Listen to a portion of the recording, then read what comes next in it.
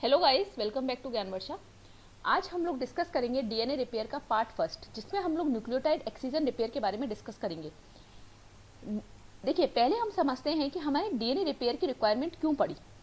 देखिए, क्योंकि अगर जीनोम को सर्वाइव करना है तो उसे अपनी जेनेटिक स्टेबिलिटी को मेंटेन रखना है। अब वो क्योंकि हमें पता है इवोल्यूशन होता रहता है और जेनेटिक वेरिएशंस आते रहते हैं भाई, क्योंकि इवोल्यूशन होगा तो जेनेटिक वेरिएशंस आएंगे ही आएंगे। तो और इंडिविजुअल को सर्वाइव करने के लिए अपनी जेनेटिक स्टेबिलिटी को मेंटेन करके रखना है। तो सिर्फ एक रेप्लिकेशन एक्यूरेट हो जाए और उससे जेनेटिक स्टेबिलिटी सही बनी रहे, वो इम्पोर्टेंट नहीं।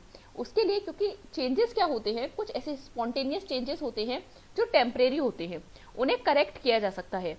तो उसे जो स्पॉन्टेनियस चेंजेस होते हैं उन्हें हम करेक्ट करते हैं with the help of DNA repair mechanism. जो ये डीएनए रिपेयर मैकेनिज्म है, इसे हमने 4 कैटेगरी में कैटेगराइज्ड किया है। First is what DNA repair, direct repair, excision repair, mismatch repair and recombination repair. दोबारा समझिए, हमें डीएनए रिपेयर की रिक्वायरमेंट क्यों पड़ती है। देखिए, इंडिविजुअल को सर्वाइव करने के लिए जेनेटिक स्टेबिलिटी को मेंटेन रखने की जरूरत है। इवोल्यूशन होता रहता है, इवोल्यूशन हो रहा है तो जेनेटिक वेरिएशंस आना बहुत नॉर्मल चीज है। तो क्योंकि जेनेटिक वेरिएशंस आ रहे हैं और सिर्फ आप सोचें कि सिर्फ एक एक्यूरेट रेप्लिकेशन हुआ है, डीएनए रेप्लिकेशन हुआ है, उससे आप अपनी जेनेटिक स्टेबिलिटी को मेंटेन रख सकते हैं, ये पॉसिबल नहीं। क्योंकि काफी सारे डैमेजेस आ जाते हैं, रेप्लिकेशन के टाइम पर भी डैमेजेस आ जाते हैं और काफी सारे स्पॉन्टेनियस चेंजेस डैमेजेस आ जाते हैं। तो जिसकी वजह से क्या होता है, और जो चेंजेस होते हैं कुछ, वो टेम्परेरी होते हैं, इन्हें करेक्ट किया जा सकता है with the help of one mechanism, DNA repair. I hope अब आपको समझ आया होगा डीएनए रिपेयर क्यों जरूरी है। ठीक है, तो आज हम डीएनए रिपेयर का फर्स्ट पार्ट देख रहे हैं, न्यूक्लियोटाइड एक्सीजन रिपेयर। तो चलिए स्टार्ट करते हैं वहां से। तो डीएनए जो ये न्यूक्लियोटाइड एक्सीजन रिपेयर है, ये प्रोकैरियोट्स में भी होता है एज वेल एज यूकैरियोट्स में भी होता है। तो आज हम लोग डिस्कस करेंगे प्रोकैरियोट्स का, यूकैरियोट्स का हम लोग नेक्स्ट वीडियो में देखेंगे।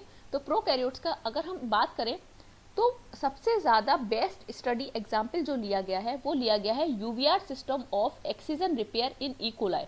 इकोलाई में यूवीआर सिस्टम की स्टडी की गई, बेस्ट एग्जाम्पल इसी को लेकर स्टडी किया गया है।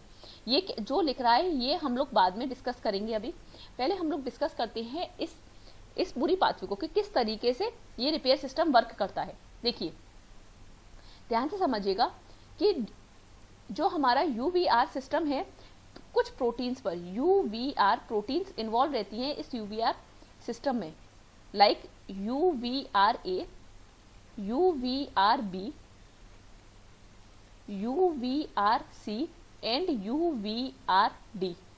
ठीक है, ये प्रोटीन्स इन्वॉल्व रहती हैं। अब समझिएगा क्या होता है कि सपोज इकोलाई के डीएनए में कोई डिस्टॉर्शन हुआ। ठीक है, इकोलाई के डीएनए में कोई डिस्टॉर्शन हुआ तो उसे एक कॉम्प्लेक्स रिकॉग्नाइज करता है, यूवीआर ए बी कॉम्प्लेक्स उस डिस्टॉर्शन को रिकॉग्नाइज करता है। देखिए कैसे, क्या होगा कि यूवीआर ए, यूवीआर का डाइमर फॉर्मेशन होता है, 2 यूवीआर के मॉलिक्यूल्स मिलते हैं, 2 यूवीआर ए के प्रोटीन्स मिलते हैं, एटीपी की हाइड्रोलाइसिस होगी और ये डाइमर की फॉर्मेशन होगी। क्या होगा, डाइमर की फॉर्मेशन। देन ये डाइमर की फॉर्मेशन क्या करेगी, कॉम्प्लेक्स बनाएगी यूवीआर बी के साथ। मैंने क्या कहा, यूवीआर बी के भी 2 प्रोटीन्स होते हैं। देखिए दोबारा सुनिए, एटीपी की हाइड्रोलाइसिस होगी और 2 यूवीआर ए के मॉलिक्यूल्स, 2 यूवीआर ए के प्रोटीन्स डाइमर फॉर्मेशन करेंगे। देन ये 2 यूवीआर ए के प्रोटीन्स क्या करते हैं, रिक्रूट करते हैं 2 यूवीआर बी को और एक कॉम्प्लेक्स बनाते हैं। ये कॉम्प्लेक्स क्या करता है, पूरे डीएनए को स्कैन करता है। पूरे डीएनए को क्या करेगा, ये कॉम्प्लेक्स स्कैन करेगा और क्या करेगा, स्कैन करने के बाद उस जगह जाके बैठ जाएगा जहां पर डिस्टॉर्शन हुआ है, उस जगह जाके सिट हो जाता है वहां जहां पर डिस्टॉर्शन हुआ है। देन जैसे ही इन्होंने रिकॉग्नाइज किया कि इस जगह डिस्टॉर्शन हुआ है, देन यूवीआर ए के जो प्रोटीन्स हैं वो निकल जाते हैं, यूवीआर ए का प्रोटीन इस कॉम्प्लेक्स से एग्जिट कर जाता है। देन क्या होता है, ध्यान से सुनिएगा, यूवीआर ए का प्रोटीन जैसे ही निकला, यूवीआर बी क्या करता है, मेल्ट करता है डीएनए को मेल्ट करता है और सिंगल स्टैंडर्ड बबल का फॉर्मेशन करता है। मैंने क्या कहा, यूवीआर बी का प्रोटीन क्या करेगा, मेल्ट करेगा डीएनए को। आप देख रहे हैं बॉन्ड्स हाइड्रोलाइज हो गए हैं यहाँ पर बीच में, ये बॉन्ड्स हाइड्रोलाइज हो गए हैं। और यूवीआर बी का प्रोटीन क्या करेगा, सिंगल स्टैंडर्ड बबल का फॉर्मेशन करेगा। अब क्या होगा, देन यूवीआर बी यूवीआर सी को रिक्रूट करता है। यूवीआर बी क्या करेगा, यूवीआर सी प्रोटीन को रिक्रूट करेगा और एक यूवीआर का प्रोटीन अगेन निकल जाता है, एग्जिट कर जाता है। सिर्फ एक यूवीआर का प्रोटीन बबल फॉर्मेशन में रहता है। देन यूवीआर सी का प्रोटीन आया, यूवीआर सी क्या करता है, ध्यान से सुनिएगा, बहुत इंपॉर्टेंट है। यूवीआर सी इंसीजन करता है। क्या करता है, इंसीजन मीन्स ये क्या करेगा, बेसिकली क्लीव करेगा। यूवीआरसी क्या करता है, क्लीव करता है, जो डैमेज्ड स्ट्रैंड है वहां पर क्लीव करता है। कैसे क्लीव करेगा, ध्यान से सुनिए। यूवीआरसी में क्या होगा, 3 प्राइम एंड पर, देखिए जो ये डैमेज्ड है इसके 3 प्राइम एंड से क्या करेगा, फोर्थ और फिफ्थ फॉस्फोडाई ईस्टर बॉन्ड को क्लीव करेगा। एंड 5 प्राइम एंड, जो ये लेसन क्रिएट हुआ है, जो ये डिस्टॉर्शन है, यहाँ के 5 प्राइम एंड से 8th फॉस्फोडाई ईस्टर बॉन्ड पर क्लीव करेगा।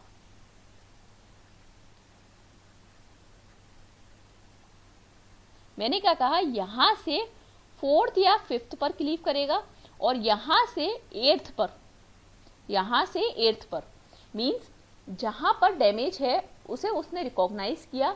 देन उसके यूवीआरसी क्या करता है, जो डैमेज है उसके 3 प्राइम साइड से 3 प्राइम एंड पर 4th या 5th फॉस्फोडाइस्टर बॉन्ड पर क्लीव करेगा और 5 प्राइम एंड पे अगर हम बात करें उस डिस्टॉर्शन की 5 प्राइम एंड पर वो 8th फॉस्फोडाइस्टर बॉन्ड पर क्लीव करता है। तो जैसे ही यहाँ पर दो कट लग गए तो क्लीव इंसिजन हो गया, तो क्या होगा, अब यूवीआर डी को रिक्रूट किया जाएगा। क्या होगा, यूवीआर डी को रिक्रूट किया जाएगा। यूवीआर डी बेसिकली क्या करता है, यूवीआर डी एक हेलिकेज है। तो यूवीआर डी इस जो ये डैमेज, जो ये पार्ट, जो इंसिजन, जो कट लगा है, इसे रिमूव कर देगा। आई होप आपको इतना समझ आया होगा कि क्या हुआ, ये हमारा डीएनए का टेम्पलेट था, ठीक है, यहाँ पर और यहाँ पर ये जो बीच में कट लगा है ना, ये जो इतना पार्ट पे कट लगा है, इसे रिमूव कर देगा यूवीआर डी। यूवीआर डी ने जैसे ही इसे क्लीव किया, अब यहाँ पर बीच में क्या रह गया, आपका गैप रह गया। अब ये क्या रह गया, बीच में गैप रह गया। अब इस गैप को कौन फिल करेगा, हमें पता है डीएनए पॉलीमरेज 1 होता है प्रोकैरियोट्स में। डीएनए पॉलीमरेज 1 क्या करता है प्रोकैरियोट्स में, उसमें एक एक्टिविटी होती है 5 prime to 3 prime polymerase activity. कौन सी एक्टिविटी होती है, 5 prime to 3 prime polymerase activity होती है डीएनए पॉलीमरेज 1 में। तो डीएनए पॉलीमरेज 1 क्या करेगा, पॉलीमराइजेशन करेगा, देन लाइगेज आएगा और जो गैप होगा, क्योंकि यहाँ पर जो गैप बचेगा इसे कौन फिल करेगा, लाइगेज। लाइगेज आएगा और इसे सील कर देगा, इस गैप को जो है जो सील कर देगा। आई होप आपको अच्छी तरीके से क्लियर हुआ होगा। मैं एक बार और आपको समझाने की कोशिश करती हूँ। देखिए क्या होगा कि सपोज कीजिए इकोलाई के डीएनए में कोई डिस्टॉर्शन है, कोई डैमेज है, ठीक है। तो यूवीआर ए बी कॉम्प्लेक्स क्या करेगा, इस पूरे डीएनए को स्कैन करेगा और जो डिस्टॉर्शन है उसे रिकॉग्नाइज करेगा। ये यूवीआर ए बी का कॉम्प्लेक्स कैसे बनता है, पहले ये चीज समझिए। एटीपी हाइड्रोलाइसिस होती है, एटीपी की हाइड्रोलाइसिस होती है। एटीपी की हाइड्रोलाइसिस जैसे ही होगी 2 यूवीआर ए के प्रोटीन्स क्या करेंगे, डाइमर फॉर्मेशन कर लेंगे। 2 यूवीआर ए के प्रोटीन्स क्या करेंगे, डाइमर फॉर्मेशन करेंगे। देन ये डाइमर फॉर्मेशन जैसे ही हुआ, ये डाइमर किससे, क्या एक कॉम्प्लेक्स बनाएगा यूवीआर बी के 2 प्रोटीन से। ये डाइमर क्या करेगा, यूवीआर ए का डाइमर क्या करेगा, ये कॉम्प्लेक्स बनाएगा यूवीआर बी के 2 प्रोटीन से। तो यूवीआर ए बी का पूरा कॉम्प्लेक्स बन गया। अब ये क्या करेगा, स्कैन करेगा पूरे डीएनए को और रिकॉग्नाइज करेगा जहां पे डिस्टॉर्शन हुआ है। डिस्टॉर्शन होने के बाद क्या होगा, जैसे ही रिकॉग्नाइज हुआ, ये देखिए ये पूरा रिकॉग्नाइज हो गया, ये बैठ गए जाके। देन रिकॉग्नाइज होने के बाद यूवीआर ए जो दोनों यूवीआर ए के जो 2 प्रोटीन है, ये दोनों क्या होंगे, एग्जिट कर जाएंगे इस कॉम्प्लेक्स से। अब देखिए ये दोनों प्रोटीन जो है एग्जिट कर गए इस कॉम्प्लेक्स से। देन क्या होगा, यूवीआर बी रह गया विद दैट डीएनए, ठीक है।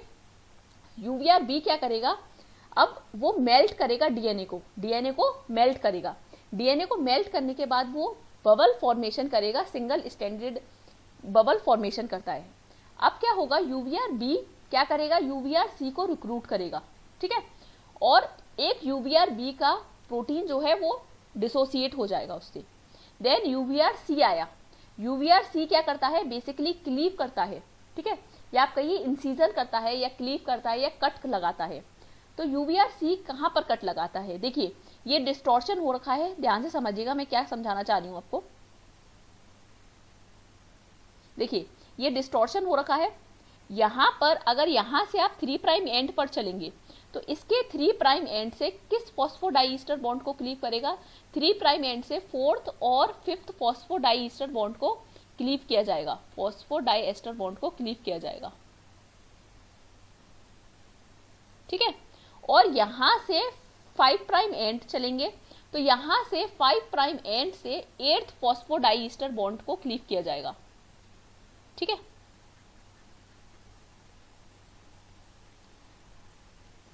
डिस्टॉर्शन के 3' एंड से 4th या 5th फॉस्फोडाइस्टर बॉन्ड क्लीव होगा और डिस्टॉर्शन के 5' एंड से 8th फॉस्फोडाइस्टर बॉन्ड क्लीव होगा।